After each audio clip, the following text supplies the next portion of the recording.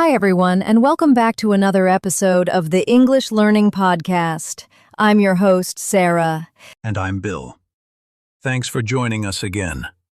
If you're new here, this podcast is all about helping you improve your English through real conversations and practical topics. That's right. And today's topic is something really special. We're going to talk about family. How to learn English by talking about your family, and why this is such a useful topic in everyday life. Family is something everyone can relate to, no matter where you're from. It's one of the most common topics when you're meeting new people, especially in English-speaking countries. Exactly. Whether you're at school, work, or traveling abroad, people often ask questions like, "Do you have any brothers or sisters?" or "Tell me about your family." So today, we'll help you get ready to answer and ask those kinds of questions in English. We'll cover useful vocabulary, sentence patterns, and even some fun expressions about family. Plus, we'll do a role play so you can listen and learn how to talk about your own family naturally. And don't worry, this will be relaxed and friendly, like a real conversation. We want you to feel comfortable and confident when you talk about your family in English. So grab your notebook or just relax and listen. Let's get started. So, Bill, let's start with a simple question. Why is it important to learn how to talk about family in English? Good question, Sarah. I think one of the biggest reasons is that it's a universal topic. No matter where you go, people love to talk about their families. It helps build connection. Absolutely. In English conversations, especially when you meet someone new, it's very common for them to ask, "Do you have any siblings?" or "Are you close to your family?" It's a friendly way to get to know someone better. Yeah, and these conversations often happen in many situations, like at school when you're introducing yourself, during job interviews, or even when chatting with neighbors or co-workers. That's right. And when you can talk about your family confidently, it really shows that you're comfortable using personal vocabulary and sentence structures in English.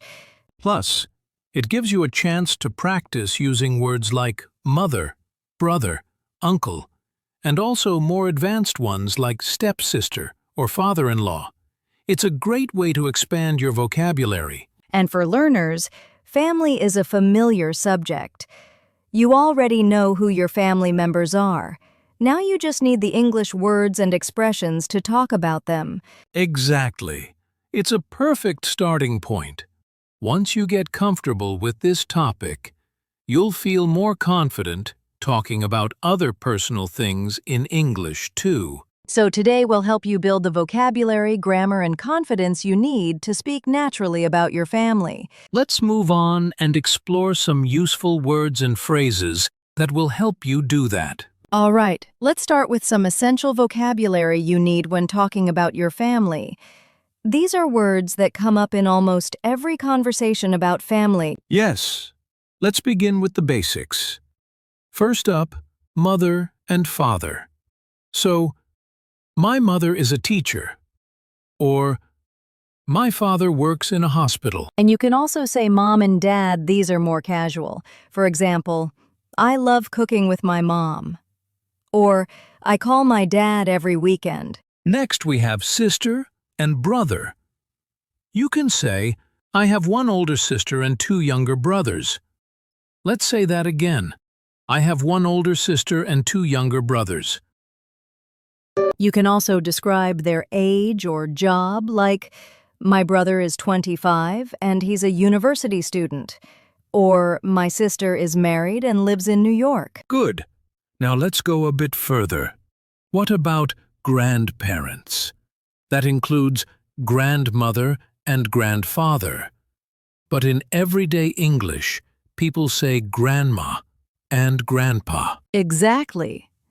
You can say, I visit my grandparents every summer, or my grandma makes the best cookies. Yum! Haha, that sounds delicious. Okay, moving on to aunt and uncle. Those are your parents' siblings. Like, my uncle lives in Canada, or my aunt has 3 kids. And those kids are your cousins. For example, I have a lot of cousins and we all grew up together. Cousins can feel like brothers and sisters sometimes, right? Oh yeah, especially in big families. Now here's a slightly more advanced one, niece and nephew. Your niece is your brother or sister's daughter. Your nephew is their son. Like, my niece is so cute. Or, I play video games with my nephew. Nice. And finally, let's touch on in-laws. That means your family by marriage. For example, your husband's mother is your mother-in-law, and your wife's brother is your brother-in-law. Exactly. These are useful when you're talking about your extended family. So, you could say, my sister-in-law is very kind. Let's do a quick recap. Repeat after us if you're listening. Mom, dad, brother, sister, grandma, grandpa, uncle, aunt, cousin, niece, nephew, mother-in-law, father-in-law. That's a great list. These are the building blocks for talking about your family in English. And up next, we're going to show you how to use these words in real conversation. So don't go anywhere. Now that you know the key vocabulary, let's show you how to use it in a real conversation. Bill and I are going to do a short example, and then we'll break it down for you. Yep. I'll go first, and you can listen to how I describe my family. Then we'll explain each part step by step. So, Sarah, I come from a small family. I have one older brother and no sisters. My mom is a nurse and my dad works as an electrician. My brother is married and has 2 kids, a boy and a girl. That makes me an uncle. We're a close family and we usually have dinner together every weekend. That's really nice. I have a big family. I have 2 sisters and 1 younger brother. My parents are both teachers. My grandparents live with us. And I'm really close to my cousins too. We all get together for holidays and birthdays. All right, let's break that down. Bill, you said, I come from a small family. That's a great way to start. Yes, it's a common phrase. You can say, I come from a small family, or I have a big family. Very natural. Then you said, I have 1 older brother and no sisters. This is a simple way to give details.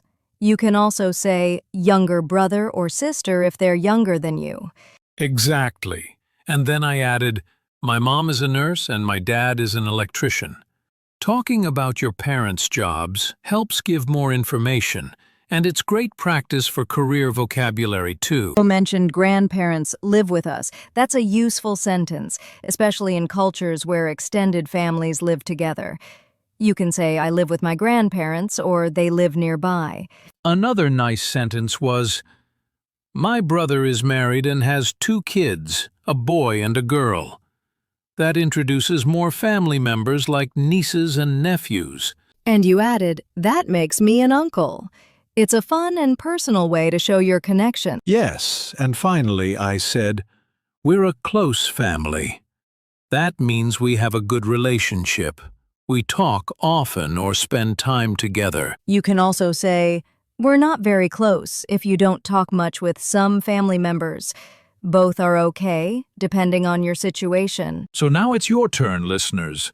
Try to describe your family out loud. Use sentences like, I have 2 brothers. My mom is a doctor. We usually eat dinner together. Pause the podcast if you need to, and speak slowly. Practice makes perfect. Coming up next, we'll teach you some common questions and answers, so you can ask about other people's families too. You know, Bill, it's really interesting how talking about family can feel different depending on your culture. Absolutely. In some cultures, people love to talk about their family right away. They'll ask, are you married? Or do you have kids?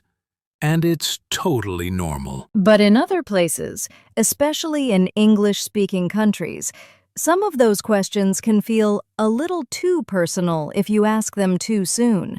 Right. In English, people usually start with more general questions like, do you have any siblings? Or, Are you close with your family? It's polite, but not too personal. Also, some people may not want to talk about their family because of personal reasons, so it's always good to listen and not push for more information. Exactly. The key is, be friendly, be respectful, and let the conversation grow naturally. If someone is happy to talk about their family, they'll share more. And remember, just because someone doesn't ask about your family doesn't mean they're being rude. It's just cultural. So the takeaway is, learn the common phrases, be polite, and respect differences. It makes communication easier and more comfortable for everyone. Well said, Bill. Up next, we'll practice some of the most common questions and answers about family in English. Now it's your turn to speak. We're going to do a simple role play with you, our listener. That's right. I'll ask you a few questions about your family, and you can answer out loud, just like you're talking to a friend. Don't worry if you make mistakes. This is your time to practice and build confidence. Ready? Let's go. Hi there. It's nice to meet you. So, do you have any brothers or sisters? What do your parents do? Stasterisk. Do you live with your family or by yourself? Are you close with your family? Tell me about your grandparents. Do you see them often? Great job! Practicing like this helps your brain get used to answering questions in English. And the more you speak, even by yourself, the more fluent and natural you'll become. If you want, you can play this section again and try giving different answers each time. It's a fun way to learn. Up next, we'll share some simple sentence patterns that you can use every time you talk about your family. All right, Bill. Before we finish, let's talk about some common mistakes learners make when talking about family in English. Great idea, Sarah. One mistake I hear a lot is confusing people and persons. For example, some learners say, I have 3 persons in my family.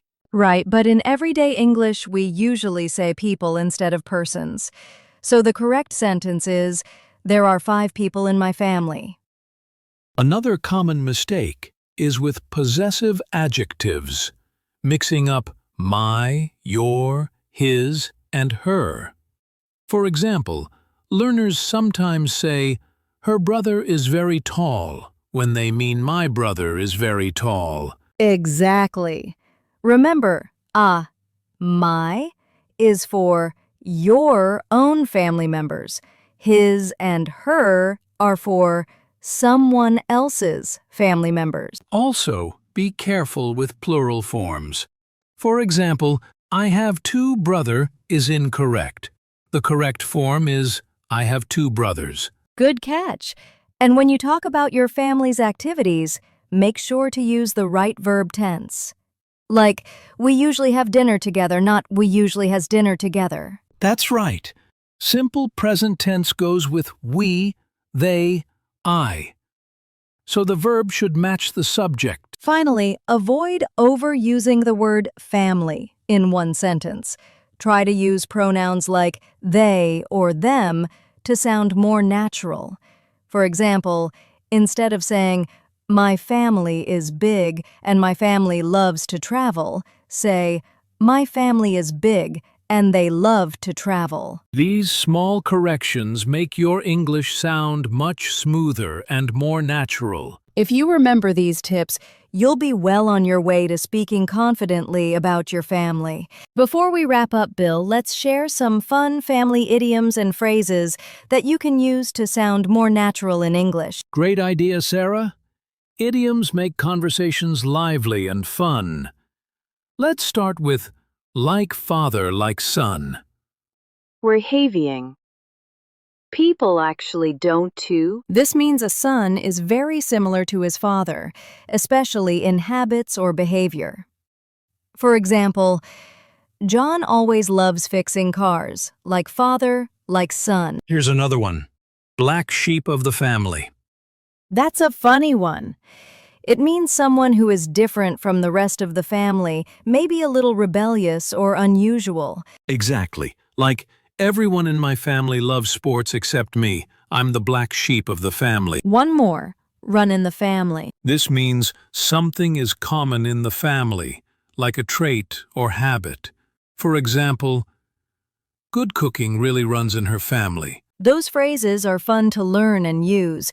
They add personality to your English. Definitely. Try using one or two of these next time you talk about your family. All right, that's all for today's episode. Let's move on to the final wrap-up. All right, Bill, let's quickly recap what we learned today about talking about family in English. We covered important family vocabulary, practiced describing our families, and talked about cultural differences. We also practiced role-playing questions and answers, looked at common mistakes to avoid, and even learned some fun family idioms. Remember, practicing out loud and using these phrases naturally will help you speak confidently about your family. Thanks so much for listening. Keep practicing, and don't forget, your family stories are a great way to learn and share your English. Thanks very much. See you next time on the English Learning Podcast. Thanks so much for joining us today. We hope you enjoyed learning how to talk about your family in English. If you found this episode helpful, please like, share, and subscribe to our channel so you don't miss future episodes. Also, leave a comment below telling us about your family or a sentence you practiced today. We'd love to hear from you. And remember, practicing a little every day makes a big difference. Keep speaking, keep learning, and we'll see you in the next episode. Bye for now.